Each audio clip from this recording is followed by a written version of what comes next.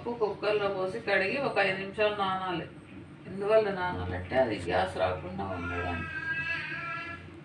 చాలా గ్యాస్ వస్తుంది అంటుంటారు కాబట్టి కొంచెం సేపు అర్ధగంట సేపు నానితే చాలా బాగుంటుంది. ఒకటి పప్పు ఒక విజిల్ పెట్టిన తర్వాత అందులో మిరప్పొడి పసుపు వేసి ఇవి ఒక విజిల్ పెట్టి తర్వాత మన కూరగాయలలో మనం దోసకాయ పప్పు చేస్తున్నాం. ఈరోజు దోసకాయలు ఇప్పుడు వేసి చింతపండు రెక్కలు వేయాలి. పప్పు రెడీ. పోపు దోసకాయ ముక్కలు వేసి చింతపండు రెక్కలు 2 వేయాలి. ఉప్పు వేసి ముక్కలు ఉడికినాక పోపు వేసి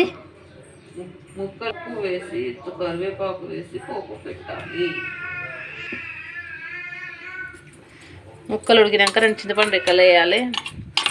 దాని తర్వాత పోపు పెట్టుకుంటే పప్పు రెడీ. ఉడికింది, చింతపండు రెక్కలు వేసాము.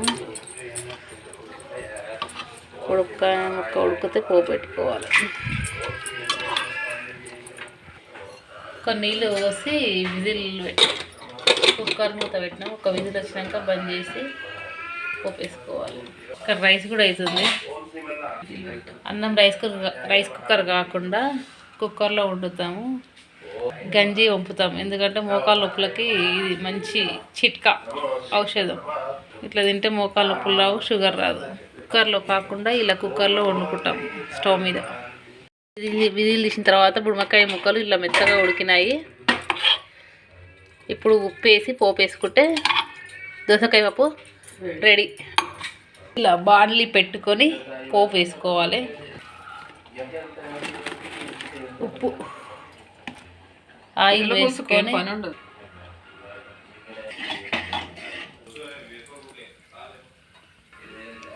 మా అమ్మ అప్పుడు కూడా ఇట్లా ఇస్తుంది.